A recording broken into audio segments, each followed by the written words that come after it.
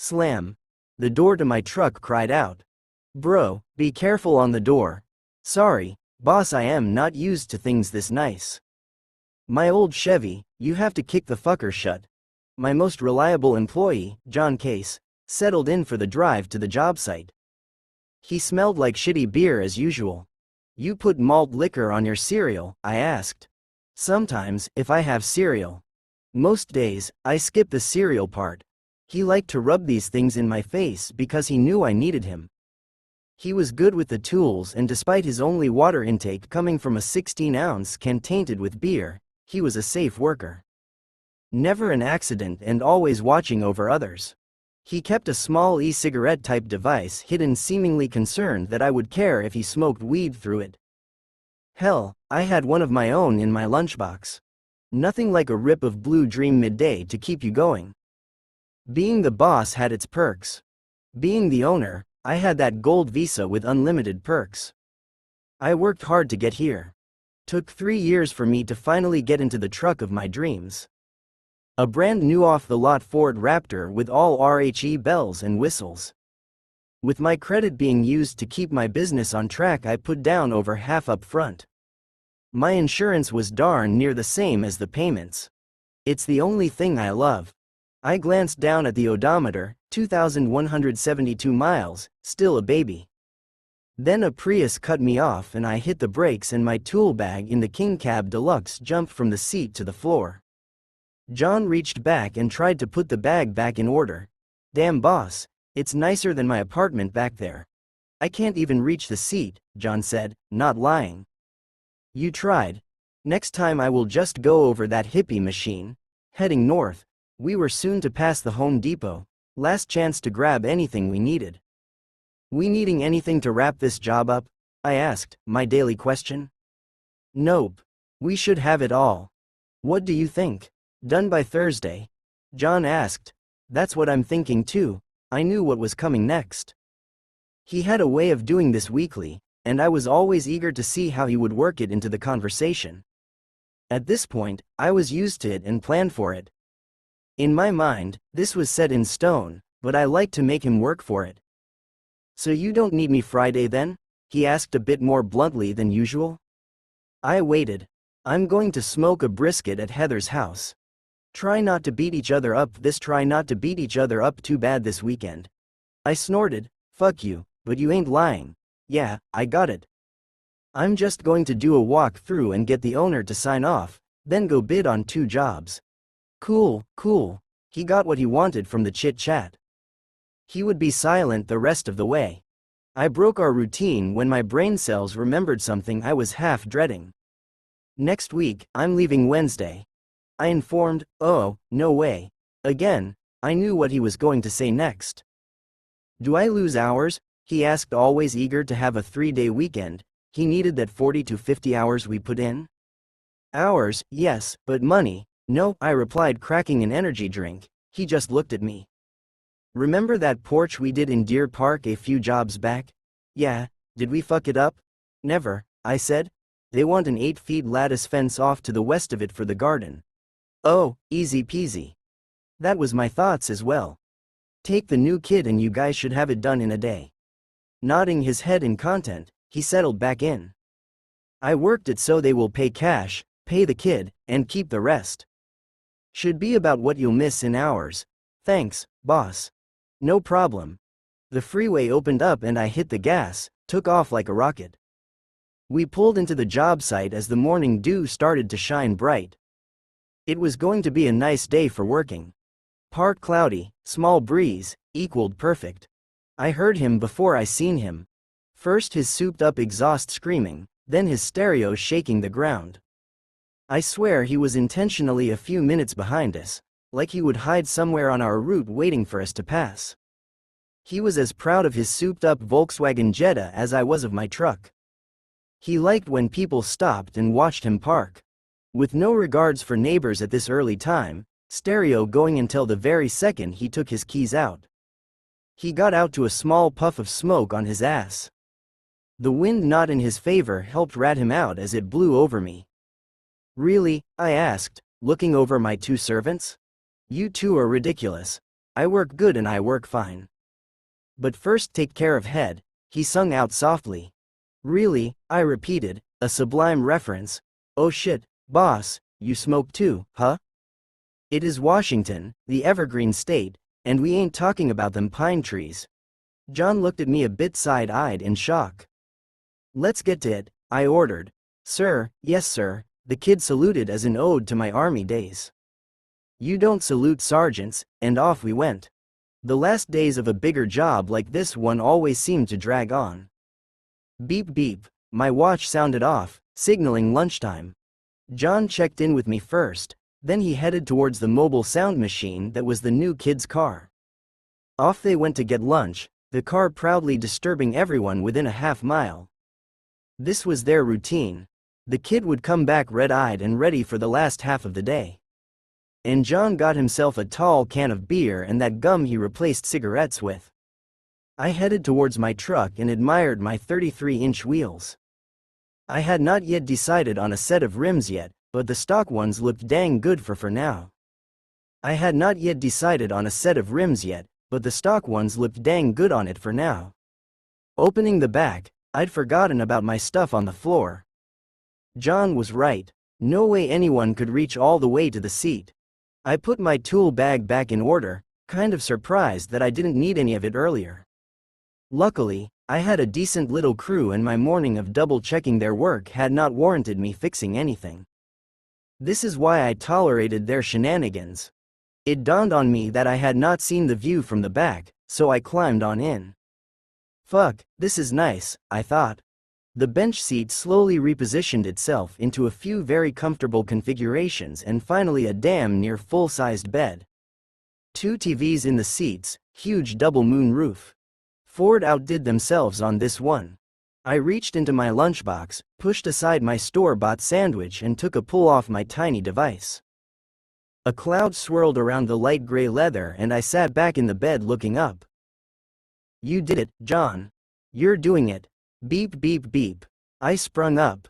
Crap, I dozed off. My watch was alerting me to a package that was dropped off on my porch. Boom boom boom boom boom boom. The guys were pulling back in. They usually avoided me and headed straight back to work, but today they marched right up to the truck. Dang sir, this is its own hotel suite on wheels, the new kid said. I pushed a button and the seats did its transformer thing back to default. I turned around and the kid was gone. Was he even there to begin with? I started questioning the contents of my weed pen when his voice came from under the truck. Holy crap, I heard him say more than once. He crawled back out. You should come to one of my car meetups. A few guys would love to test their machines against this. Maybe after the braking phase, I said, anything to politely pass on the offer. What's this about you being gone next week? He asked, finally revealing why they broke their routine. My old friend in the army is getting married, I replied. He must be a good friend for you to miss a day of work. I thought a few moments. It had been 3 years since I last seen him. We met at the MEPS intake, picked the same MOS, shipped to basic at the same time, and against all odds got put in the same barracks. I must have looked too long reminiscing, so the kid fired off again. You guys smoke a few haji together? My facial expressions must have changed. Oh, I'm sorry boss. I got no filter in my mouth. Sorry, he turned to walk away. Hey, it's okay, I said. But it wasn't. It was rude, but he was young. We had each other's backs for more than a few years. We trained together, deployed together, fought, won, lost, celebrated, and mourned together. Did what we had to, earned our paychecks and credited each other for making it back halfway sane. I stopped there, fighting off a flood of memories that the blue dream was eager to help unleash. Heavy, the kid retorted. You're going to be the best man, ain't ya? No, he has a leader of brothers, but I will be seated at the table of honor with him. Cool, cool. I was losing him, so I shut the door and started walking towards John, who was keeping himself busy with the broom. I stopped. Did John tell you about the side job? He sure did. Thank you kindly, he said. No problem, sir, he said assertively. I stopped, noticing by the sound of his voice that he was not following me. I turned to investigate. He was doing a civilian's best attempt to stand at attention and snapped his arms to a salute. "Thank you for your service," he said in the most sincere tone I've ever heard come out of him. I nodded. "You're welcome. Let freedom ring," I added. We turned and headed towards John. In an attempt to lighten the mood, more for myself than him, I gave him a little shoulder check. "Now if we can get you into an American car, things will be all right." 3 hours later we were done. I sounded off with my signature whistle, and the guys wandered over. "Good work on this one, guys. If you keep up like this, hopefully next summer you both will have a crew of your own. What are you going to do, boss? Buy a fancy chair and sit on your ass?" John said, half laughing. "Huh? Yeah, right. You know that ain't my style. Go bag a wife of your own, maybe," the kid added, trying to fit in. "And share my truck? Blasphemy," I joked back, ignoring the thought of my +1 not existing. "One last round, check for anything, our tools and let's roll out." I ordered a few minutes later. We were heading down the main strip of an old part of town. "I grew up right here. I volunteered, right down that street." I pointed down a old street. John looked over. I didn't often say much like this, but when I did, he listened. We came up to a store, Little Glen's Market, and pulled in. "They used to cut fresh meat here. Let's see what has become of the place," I said half eagerly. Outside, nothing had changed at all. "Welcome, my friend," the smiling cashier from, I assume, India had said. It smelled of incense and something else. I nodded back and surveyed the interior. This was all different. John needed no time. His area was always well lit with a neon cooler light sign or a Pabst Blue Ribbon poster. I grabbed some sunflower seeds and Gatorade and went up to the cashier. The whole setup was made of glass shelves holding nothing but a plethora of drug paraphernalia, torches, meth pipes, and even single sheets of tinfoil. Yep, this town's lost it all. Ever since the freeway destroyed the forest, this town is dead. "Anything else, my friend?" "Nah, just this." I pulled out my Visa card and handed it to him. "Oh, very nice, sir. I don't see many of these," he said, referring to the card being made of metal and weighing noticeably more than a normal card. A few moments later, John climbed into the truck with a bag full of beers. "Well, that's a shithole," he reported. "Wasn't always like that." We drove on. Eventually, I pulled into my driveway. My new truck suddenly made my house look very old. Maybe next year, I said to myself, I'll find a new house. But that needed planning. I had no time for that yet. The package was still on the porch, rare for this part of town. I opened the door and scudded the packaging in with one quick sweep of my foot. Everything seemed fine. I walked to the living room and started flipping switches and pushing buttons. The place powered up like a sci-fi launch control station. My house being small, I managed to cram everything useful into the living room.